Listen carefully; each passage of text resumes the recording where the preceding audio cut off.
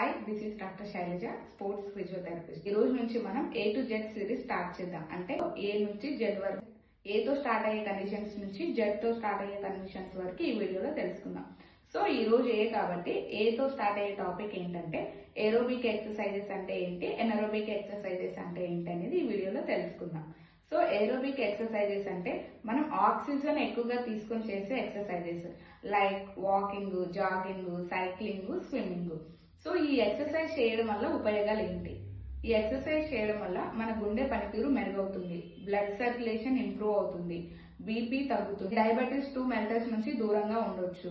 అలాగే ఈ ఎక్సర్సైజ్ చేయడం వల్ల డే అంతా యాక్టివ్ గా ఉంటారు, మన మెదడు పనితీరు కూడా మెరుగవుతుంది. ఇప్పుడు ఎనరోబిక్ ఎక్సర్సైజెస్. ఎనరోబిక్ ఎక్సర్సైజెస్ అంటే మన బాడీలోని ఎనర్జీని ఉపయోగించి చేసే exercises like weight lifting, squatting exercises. So దీనివల్ల ఉపయోగాలు ఏంటంటే మనం బలంగా తయారవుతాం, అంటే మన మజిల్ అనేది పెరుగుతుంది, అలాగే మన మెటబాలిజం కూడా పెరుగుతుంది, మన బోన్ స్ట్రెంత్ కూడా పెరుగుతుంది.